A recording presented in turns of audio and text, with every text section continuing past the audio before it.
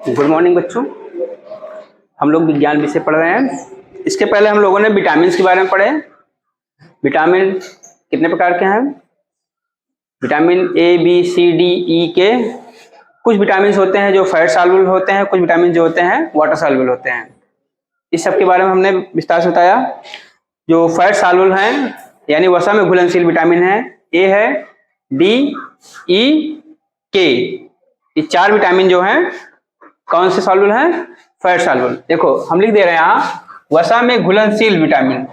इसको आप लोग लिख भी सकते हो, नहीं तो याद होगा वसा में घुलनशील विटामिन। अब ये वसा में घुलनशील विटामिन कौन कौन से हैं? देखो चार हैं। विटामिन ए, विटामिन डी, विटामिन ई और विटामिन के। दिख रहा है? दिख रहा है उसमें? तो ए वसा में घुलनशील विटामिन हो गए। चार विटामिन हैं। विटामिन ए की कमी से कौन सा रोग होता है? रतौंधी। और डी की कमी से गलत बता रहे हो। विटामिन डी की कमी से रिकेट्स रोग होता है, जिसमें हड्डियां टेढ़ी मेढ़ी हो जाती हैं,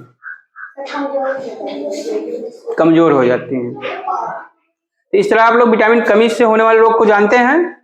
और देखो जो जल में घुलनशील विटामिन है, हम यहां लिख रहे हैं जल में घुलनशील। किसमें? जल में घुलनशील। देखो जल में घुलनशील कौन से हैं? बी और C. Vitamin B, vitamin C. Vitamin B की कमी से कौन सा रोग होता है? Berry berry. सी की कमी से स्कर्वी रोग होता है ना? पता बताए भी थे। तो स्कर्वी रोग में क्या होता है? इसमें दांतों में से यानी मसूड़ों से क्या आते हैं? खून आना। और एक घाव भी भरने का काम करता है विटामिन सी। विटामिन सी किसमें मिलता है? खट्टे फलों में। जैसे जो सिट्रस प्लांट क्या कहते हैं, फ्रूट्स होते हैं सिट्रस, उसमें अच्छी मात्रा में क्या विटामिन सी पाया जाता है। आंवला खाते हो, नींबू, संतरा, और बताइए मौसमी यानी मौसमी बोलते हैं उसको। इन सब फलों में विटामिन सी की मात्रा पाई जाती है, प्रचुर मात्रा में पाई जाती है।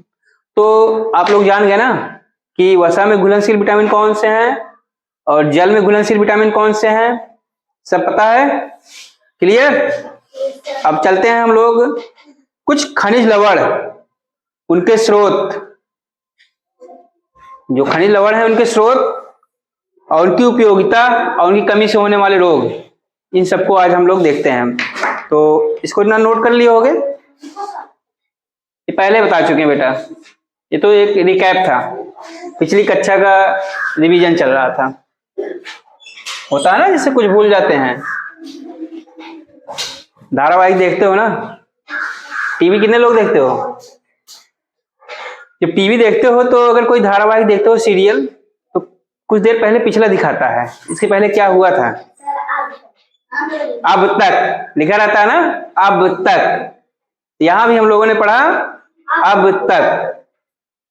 अब आगे देखते हैं, उसमें लिखा रहता है ना आगे देखिए, ये भी लिखा था ना आगे देखिए। तो आगे देखिए क्या चलता है, लिखो। विभिन्न प्रकार के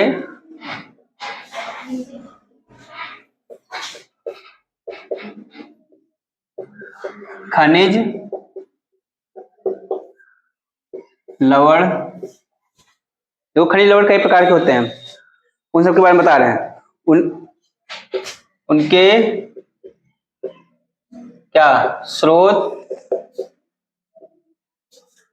एवं कमी से होने वाले, उनके स्रोत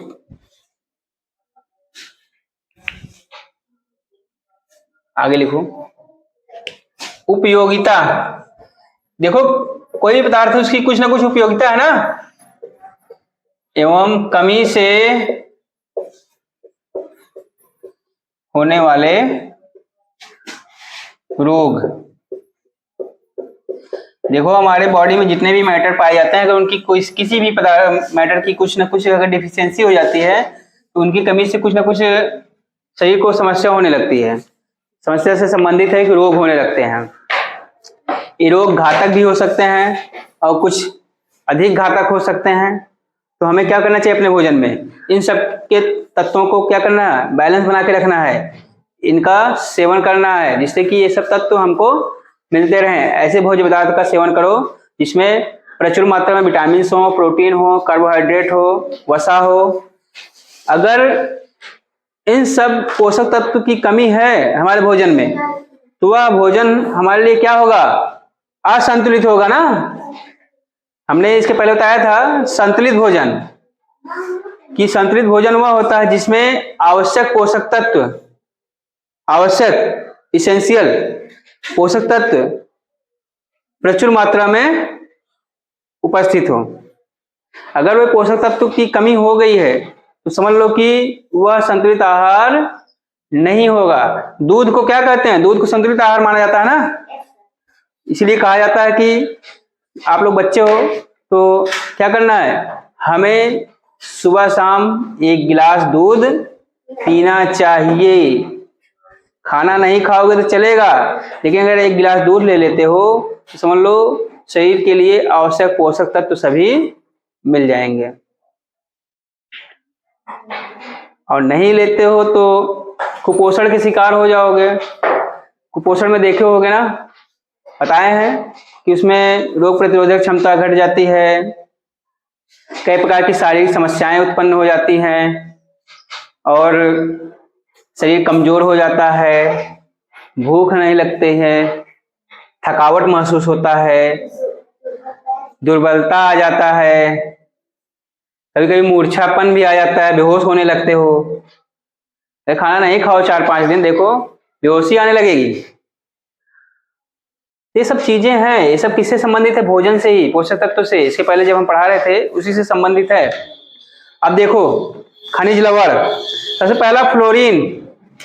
फ्लोरीन हमने अभी कक्षा 7 में फ्लोरीन को बताया था, फ्लोरीन।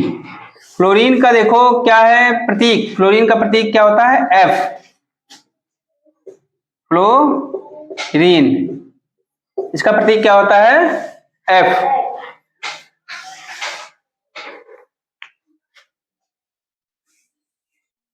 देखो फ्लोरीन, फ्लोरीन एक ऐसा पोषक तत्व है, मिनरल्स है, खनिज लवण है जो हमको कहां से मिलता है। देखो फ्लोरीन कहां से मिलता है, इसका स्रोत देखो, स्रोत, सोर्स, पीने वाला पानी, पानी पीते हो उससे मिलता है फ्लोरीन। चाय, चाय कितने लोग पीते हो, समुद्री भोजन, सी फूड जिसको बोलते हो, दिख रहा है, समुद्री भोजन, इन सब में फ्लोरीन की प्रचुर मात्रा पाई जाती है। अब इसका उपयोग क्या है, उपयोगिता देखो, दांत देखो ना, दांत, तुम्हारे दांत पर बाहरी लेयर है, कभी कभी देखो पीला हो जाता है, पीला होता है ना, जब फ्लोरीन की मात्रा अधिक बढ़ जाती है तो पीलापन होने लगता है, इसको फ्लोरोसिस रोग कहते हैं।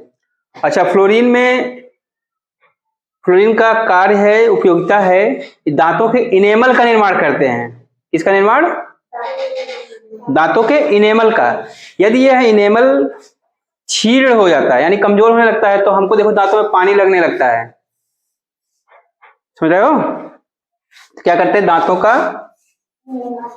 इनेमल का निर्माण,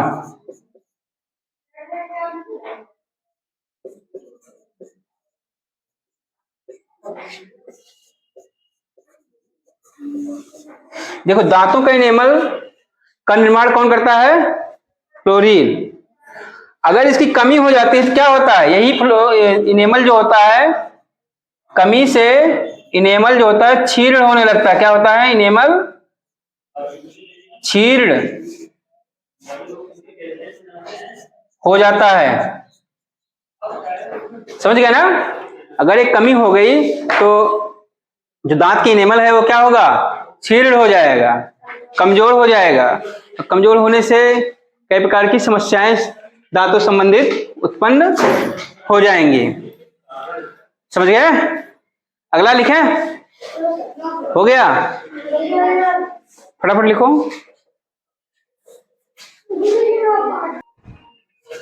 देखो फ्लोरीन हो गया। अब चलते हैं अगला खनिज लवण क्या है? पोटेशियम। पोटेशियम का नाम सुने हो ना?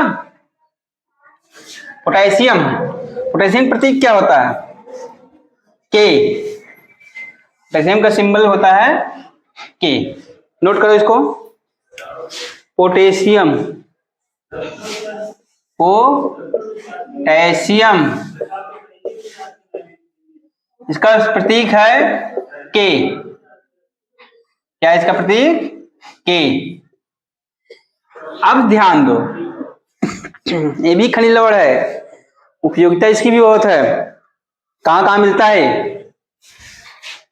कहां कहां से मिलता है? देखो, मांस,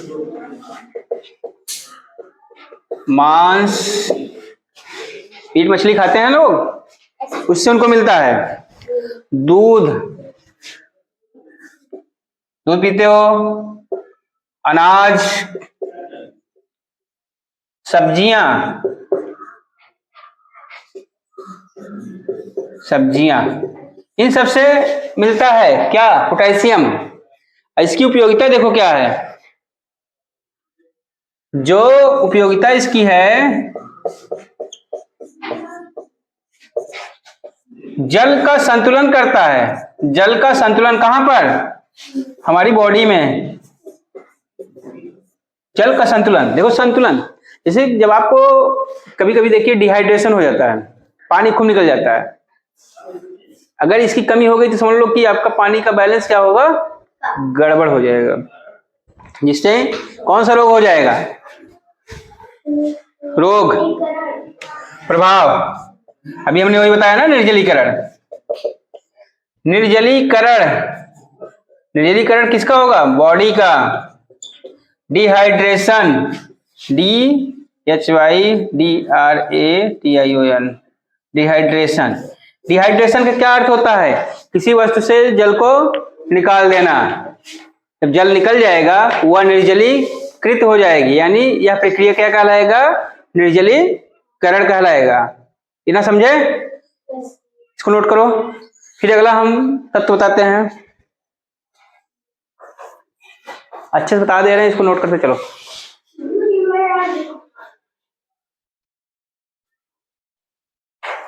अब देखते हैं आयरन। आयरन, लोहा, लौह तत्व।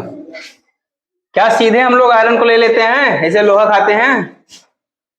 कितने लोग लोहा खाते हो? जरा हाथ उठाओ। लोहे का सेवन कौन कौन करता है?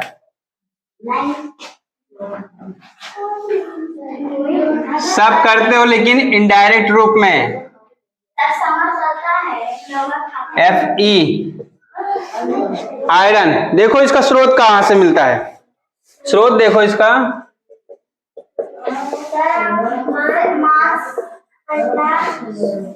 मांस, अंडा, हाँ, फलियां, फलियां देखो, अनाज, हरी सब्जियां।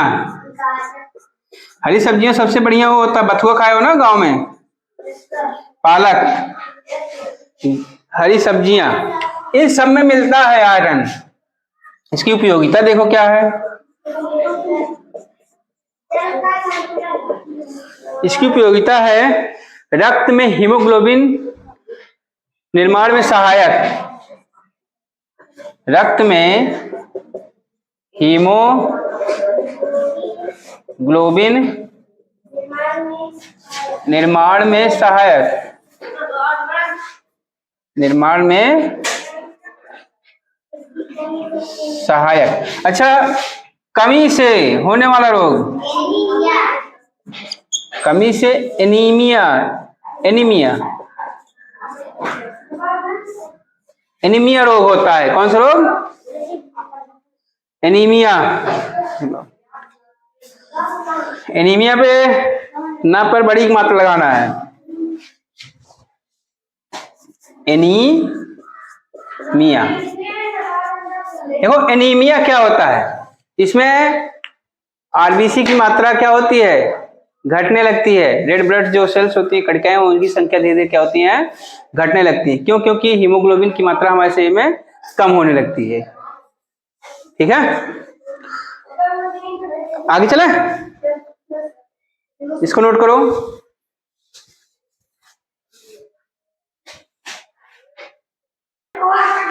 देखो इसको, आयरन को हम लोग, देखो सुनो ध्यान से, आयरन को हम लोग इनडायरेक्ट रूप में लेते हैं। प्रत्यक्ष रूप में तो आप लोहा नहीं खा सकते हो, दांत से कटेगा लोहा? नहीं कटेगा। तो उसके लिए क्या करते हो, लोहे की कढ़ाई, पहले के टाइम में जब घर पर खाना बनता था तो लोहे की कढ़ाई में बनता था, जिससे लोगों को, अब तो कई प्रकार के कढ़ाइयाँ आ गई, जस्ते का आ गया, एल्युमिनियम का आ गया, और आते हैं ऐसे चीनी मिट्टी का लोग बनाते हैं। पहले था तो उसमें जब सब्जी बनती थी बहुत स्वादिष्ट भी होती थी, और उससे हमारे शरीर को लौह तत्व भी मिलता था। लेकिन अब मॉडर्न टाइम में लोग क्या है कि उनको अगर उसको साफ करना पड़ेगा, सोचेंगे हाथ में कुछ लगने ना पाए, ऐसा बर्तन लाओ जिससे कि हल्का से उसको पानी से साबुन लगा के धुलो, साफ हो जाए। जो लोहे की कढ़ाई रहती थी ना, बहुत मेहनत लेता था साफ करने में, मेहनत लेता था। उसको घर पे कैसे साफ करते थे, भूसी लेते थे, राख लेते थे, उसको घिस घिस कर साफ करते थे, चमकने लगता था। अब क्या है, विम बार लाते हो, छोटा वाला पैक, और हाँ विम बार, उसी को बट्टी, जो साबुन की बट्टी होती है उसको बार बोलते हैं, उसको लाते हो और तुरंत पानी में लगाओगे, इससे रगड़ोगे, साफ हो जाएगा। तो इसीलिए आपको पोषक तत्व नहीं मिल पा रहे हैं। पहले लोग तांबे के गिलास में पानी पीते थे, जो कॉपर है हमारे शरीर को मिलता था। उससे देखो, अगर तांबे के, कम लोग, बहुत कम लोग बेटा। अब जो लोग आधुनिक बनने के चक्कर में जो पुरानी कुछ वस्तुएं थी जो हमारे लिए लाभदायक थी, उनसे दूरी बना ले रहे हैं, बस दिखावे के चक्कर में। हम कुकर में खाना खा रहे हैं, कुकर वाला खाना बहुत हानिकारक होता है, पक जाता है लेकिन ना तो उसमें कोई वो स्वाद रहता है, ना उसमें कोई पोषक तत्व रहता है, क्योंकि जितने टेम्परेचर पे वो पकता है उसका जितने न्यूट्रिएंट्स होते हैं उसमें क्या हो जाते हैं, नष्ट हो जाते हैं। इसलिए खाना कभी भी बनाओ, खाना जब भी बने धीमी आंच पर बनाते हैं उसको। उसकी जो होती है, गैस पे भी पका रहे हो तो धीमी आंच पर पकाओ। लेकिन अब क्या है, कुकर में रखे, दाल रखे, सीटी दी, दो, दाल तैयार। कुकर की दाल खाओ और जो चूल्हे पे दाल पकती है, दोनों के स्वाद में अंतर आएगा, दोनों के पोषक तत्व में भी अंतर आएगा।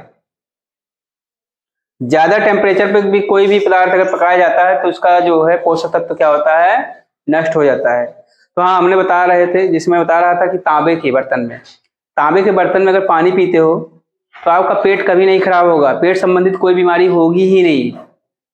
मुझे देखोगे ना, मैं एक दिन लेके आया था थर्मस तांबे का, रखा हूं अपने लिए। अपने लिए पानी पीने के लिए मैंने अलग से चांदी का गिलास भी मंगा के रखा है। ऐसी कोशिश करनी चाहिए, जितने पहले की धातुएं हैं उनमें पदार्थ का सेवन करो। अगर नहीं करते हो तो आप तब बाहर से आयरन की गोली देखो, हर हफ्ते खिलाई जा रही है आयरन गोली, हर हफ्ते मंडे को खिलाया जाता है, जिससे कि बच्चे एनीमिक न होने पाए। ये सरकार की पहल है, सरकार ने बच्चों को स्वास्थ्य को देखते हुए उनकी सुरक्षा के लिए आयरन की गोली खिलाना शुरू कर दिया है।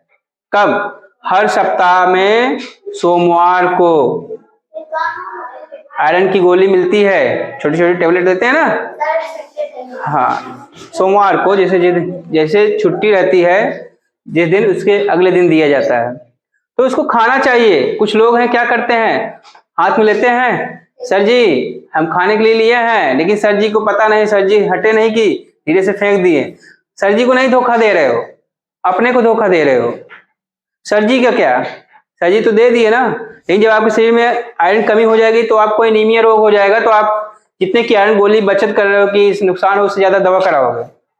यहाँ तक कि महिलाओं में एनीमिया होने के चांसेस ज्यादा होते हैं, अगर समय से इलाज नहीं होता तो उनकी मृत्यु भी हो जाती है।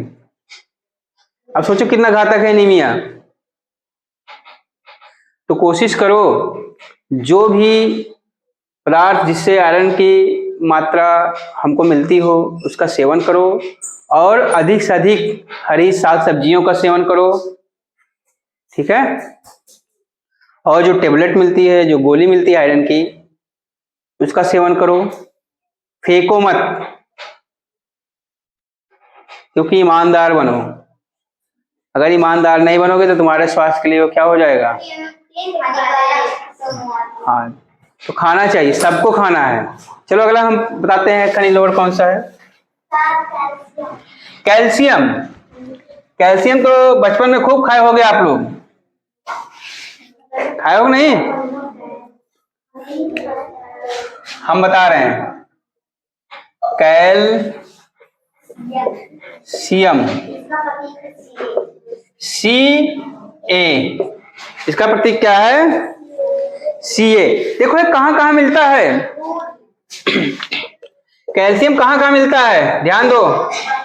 दूध, दूध देखो एक ऐसा भोज्य पदार्थ है जिसमें सभी पोषक तत्व उपलब्ध हैं, ध्यान दो।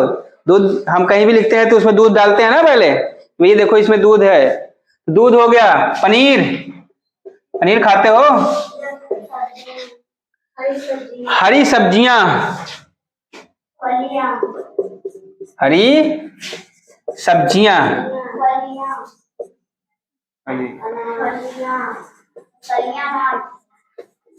हरी सब्जियां, फलियां।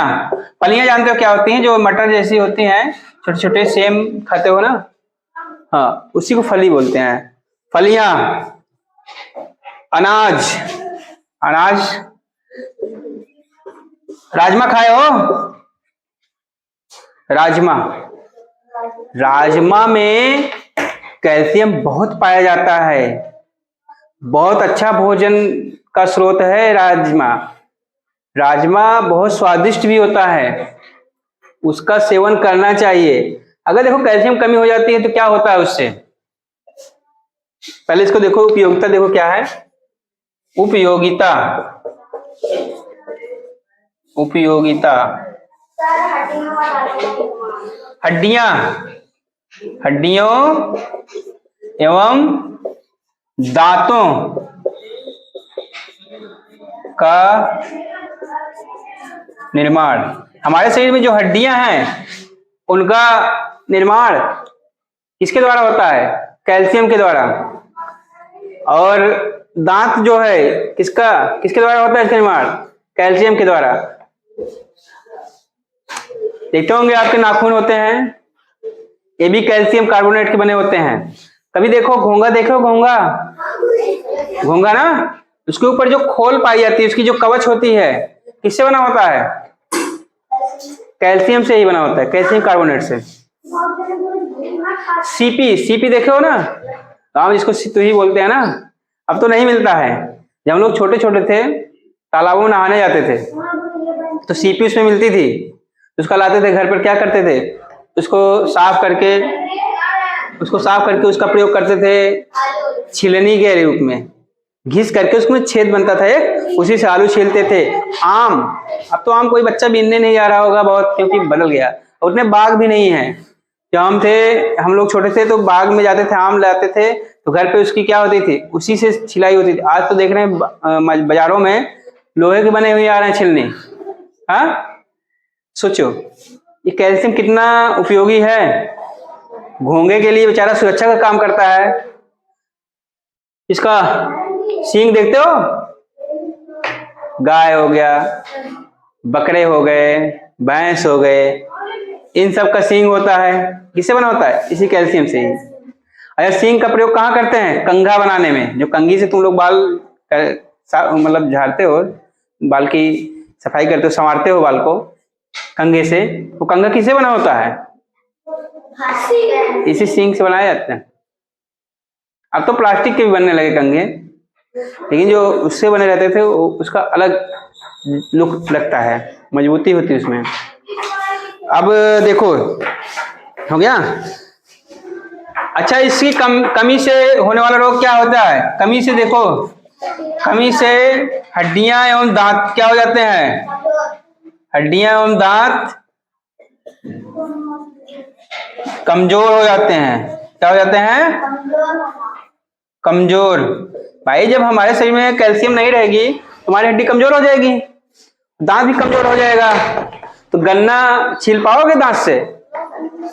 गन्ना छील ही नहीं पाओगे, दांत टूट जाएंगे। चने चबा पाओगे? नहीं चबा पाओगे। क्यों? क्योंकि चना कठोर होता है ना, हार्ड होता है ना, दांत से फोड़ने में समय लगता है ना। और खेलोगे कोई खेल, कूदने वाला कोई गेम खेलोगे, या साइकिल से कहीं गिर जाओगे, या घर में टहल रहे हो, टाइल्स पे स्लिप कर गए, तो हड्डी क्या हो जाएगी? टूट जाएगी, फ्रैक्चर हो जाएगा, क्रैक आ जाएगा। क्यों? क्योंकि हमने कैल्शियम लिया ही नहीं है, हमारे शरीर में कैल्शियम की कमी हो गई। एक चीज और होता है, कैल्शियम कमी से थकावट बहुत जल्दी आता है, कमजोरी महसूस होती है, ये जान लीजिए। आते हैं फास्फोरस को।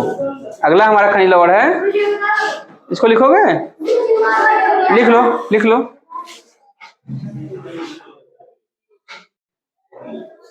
हाँ, कैल्शियम हो गया।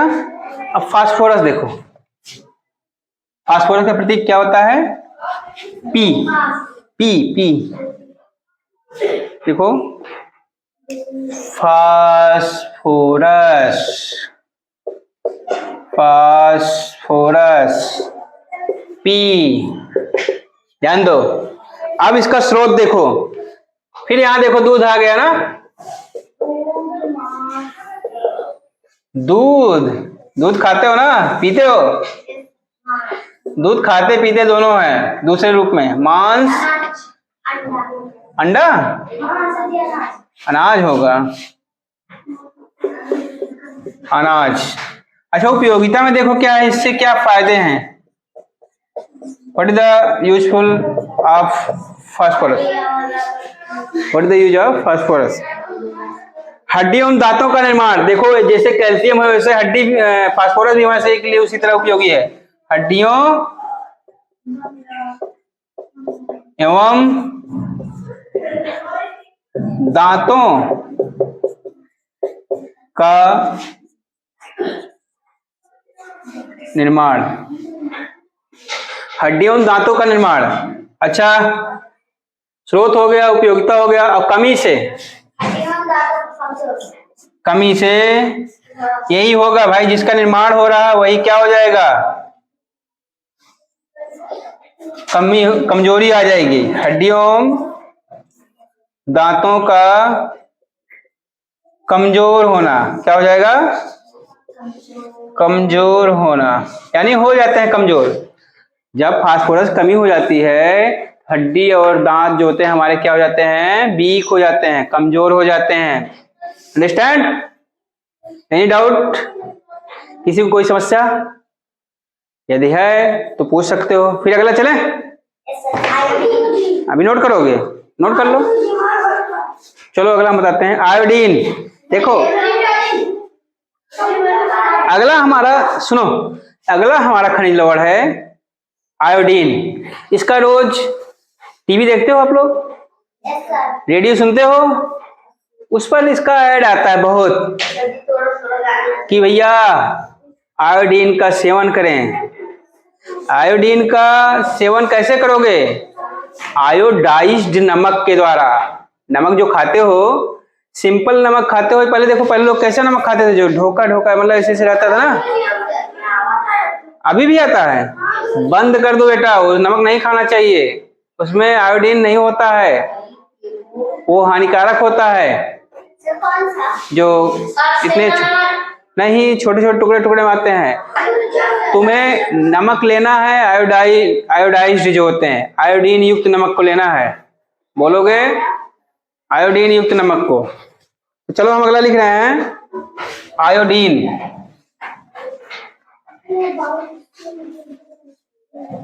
आयोडीन का प्रतीक देखो क्या है, आयोडीन। इसका आई से करते हैं, स्रोत देखो कहां कहां से, समुद्री भोजन पहली बात होगा, समुद्री भोजन। देखो आयोडीन युक्त नमक, आयोडीन युक्त नमक। उपयोगिता देखो क्या है इसकी,